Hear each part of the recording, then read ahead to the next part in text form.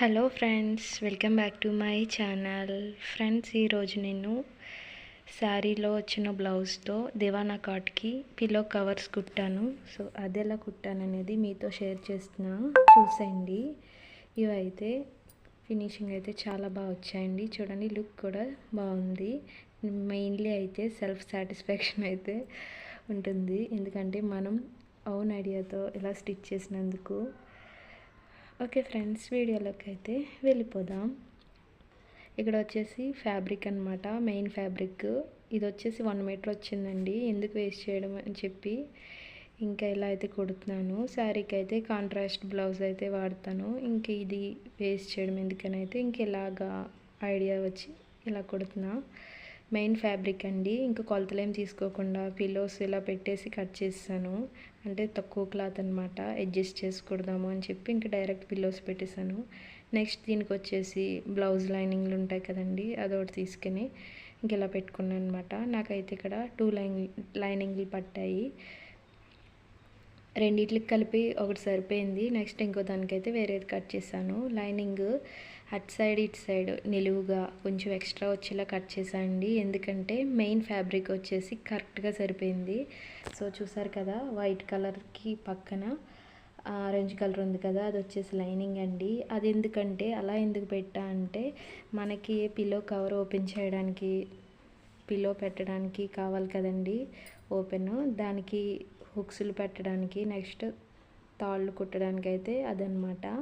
So అలా ఉంటే బాగోదు కదండి. దీన్ని ఇలాగా మెయిన్ ఫ్యాబ్రిక్ ఉన్న వైపు ఫోల్డ్ చేసి కుట్లు వేసుకోవాలి. చూడండి, వీడియోలో చూపిస్తున్నట్టుగా మీకు చూస్తే నెక్స్ట్ కట్ చేసి స్టిచ్ చేసినప్పుడు మీకు ఆల్రెడీ ఐడియా వచ్చేస్తుందండి, ఒకవేళ నేను చెప్పింది అర్థం కాకపోతే కనుక. ఇప్పుడు చూడండి, మెయిన్ ఫ్యాబ్రిక్ ఉన్న వైపు లైనింగ్ని పైకి ఫోల్డ్ చేసి ఇలా అయితే కుడుతున్నా అండి. ఫస్ట్ వచ్చేసి ఒక కుట్టు అయితే వేసుకోండి. మొత్తము అంతా కంప్లీట్ అయిన తర్వాత నెక్స్ట్ ఇంకోసారి స్ట్రాంగ్గా ఉండటం కోసం ఇంకో కుట్టు వేసుకోండి.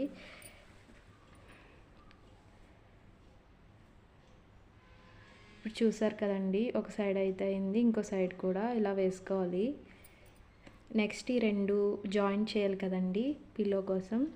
ఈ 2 సమానంగా పెట్టకూడదు, క్లాత్ ఒక సైడ్ ఎక్కువ ఉండాలి. అదేండి, ఒక సైడ్ లైనింగ్ ఫోల్డ్ చేసాం కదా, అదైతే కొంచెం బయటకు ఉండాలి, ఇంకొకటి కొంచెం లోపల పెట్టాలి. ఎందుకంటే హుక్స్లు పెట్టడానికి ఒకటి, నెక్స్ట్ తాళ్ళు కుట్టడానికి ఇంకొకటి అండి. ఇలా సైడ్స్ అన్నీ కుట్టుకున్నాం కదా, చూడండి పిల్లో అయితే రెడీ. ఇంకొక హుక్స్లు తాళ్ళు పెట్టడానికి అయితే ఇలా అనమాట.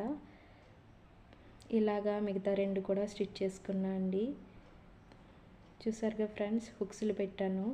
చూడండి ఎంత బాగున్నాయో లుక్ అయితే, నేనైతే చాలా హ్యాపీ.